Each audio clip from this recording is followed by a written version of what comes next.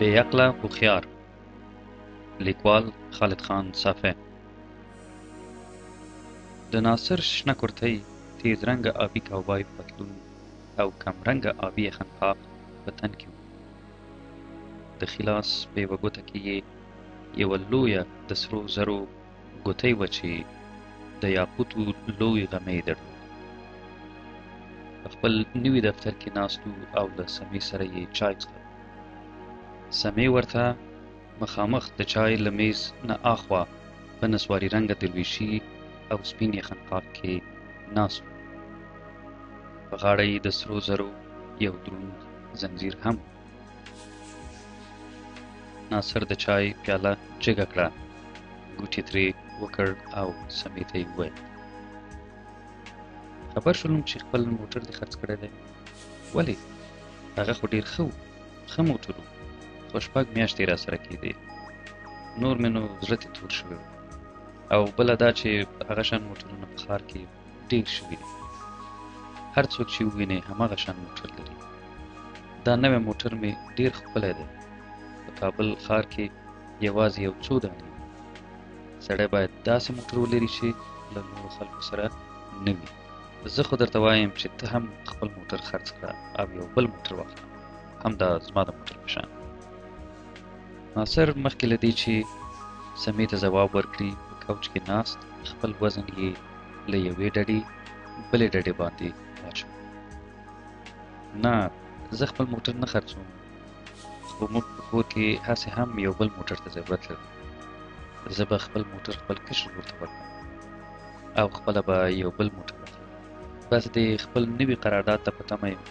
دا چې راوځي نو ډېرې پیسې به راته پکې پاتې شي. بیا به هغه وخت یو ډېر ښه موټر واخلم. پرون راته د خارجیانو ترجمان زنګ وهلی و، ویل یې چې مشران یې غواړي چې قرارداد همدا ما ته راکړي، ځکه چې په پخواني قرارداد کې له ما څخه ډېر راضي و. تېر ځل ما یې مشر ته یوه قالینه اخیستې وه چې نږدې $1500 ارزښت یې درلود. اوس مې هم زړه دی چې د هغې مېرمنې ته یو څه شیان واخلم. خارجیانو ته چې تحفې ورکوي ډېر خوشحالېږي.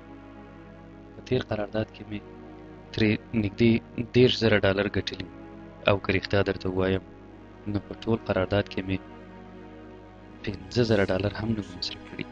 له خارجیانو سره کار کول سراسر ګټه ده. له جوب نه یې د سګرټو ډبی راوویست.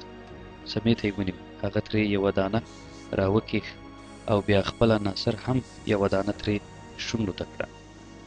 ډبی یې بېرته جوب ته کړ او ادامه یې ورکړه: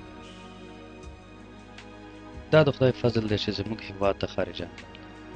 ګنې موږ خو د 3 وختو ډوډۍ خوړلو پیسې هم نه درلودې. بس خدای زموږ د ټولو افغانانو بخت راویښ کړ. سمې چې له سګرټ څخه یو کش کړی و، د خبرې په کولو یې له خولې نه بوګی راووت. یوازې د بخت خبره هم نه ده، دا زموږ د پوهې او هوښیارتیا خبره هم ده. په دې دور کې هم ډېر داسې خلک دي چې د پخوا په څېر دي، لا د پخوا نه هم بدتر شوي، ځکه چې اوس د خارجیانو له راتګ سره خو ته وینې چې د 1 روپۍ شی په 10 روپۍ شوی دی، او هغوی اوس هم د پخوا هومره پیسې ګټي. ناصر د سمې د دې خبرې په تایید کې سر وښوراوه او په ټیټ غږ یې وویل: رښتیا وایي.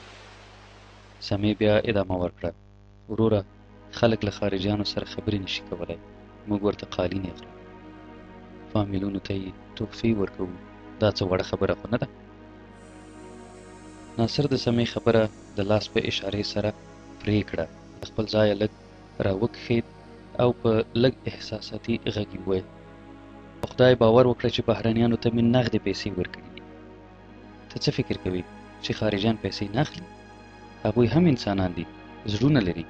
دا د هغوی ترجمانان چې زموږ نه 10% او 20% پیسې اخلي، دا چیرته ځي؟ خو زه هم همدا وایم چې دا ټول زموږ هوښیارتیا ده چې دومره پرې مخکې شوي یو. او بیا ته خو ښیې چې ټول کار دې له خارجیانو سره دی. تا ته خو پیسې هم نقدې درکوي او هر رنګ کار چې وکړي هغوی ورپسې دومره ګرځي هم نه. خو ما ته وګوره چې له دولت نه قراردادونه اخلم، وروره له رئیس نه نیولې تر پیاده پورې پیسې ورکوم. ته خو ډېر ښه یې چې د یو شي او بل شي په نامه یې درنه یوازې هغه مامورین چې ورسره سر و کار لري اخلي. زموږ نه خو یې د یوه ریاست ټول مامورین په زور اخلي او هیڅ کار به یې راسره هم نه او چې نه یې ورکوي هم نه کېږي.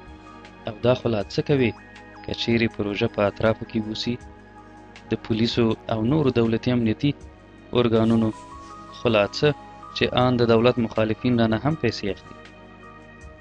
زه به درته څه ووایم، دولتي پوستونه ډېر ژر بدلیږي هم. له یوه رئیس سره لار جوړه کړه، هغه بیا وخته له وظیفې لرې شي او په ځای یو بل رئیس راشي. دا تېره میاشت یو رئیس بدل شو او نوی رئیس چې راغی زموږ ټولې پروژې ودرولې. خو زه خیر په ډېرو مشکلاتو مې ورسره اړیکې جوړې کړې او اوس راسره دومره ښه دی چې د پخواني رئیس نه راڅخه پیسې هم کمې اخلي. زه پوهېږم او بیا ته خو داسې یې چې د اړیکو په جوړولو کې له ټولو مخکې یې چې هر نوی رئیس مقرر شي بیا وخته ستا شریک شوی. نو داسې چې ونه کړو نه کېږي. اوس به موږ هم د جمیل په څېر د میاشتې 15,000 افغانۍ ګټلې. په دې خبره ناصر په لوړ غږ وخندل او بیا یې سر داسې وښوراو لکه څوک چې په کوم څه شي افسوس کوي. سمې بېرته خپلې خبرې ته په دې ټکي ادامه ورکړه. هغه ته وګوره چې درسونو کې له ټولو څخه څومره مخکې وو. حتی استادانو به دا منله چې په درسونو کې له هغوی څخه هم مخکې وو. موږ ټولو ته به یې په امتحانونو کې درس راکوه. له پوهنتون څخه لومړی لمبر فارغ شو، خو نن یې میاشتنی معاش زما د موبایل له مصرف څخه هم لږ دی.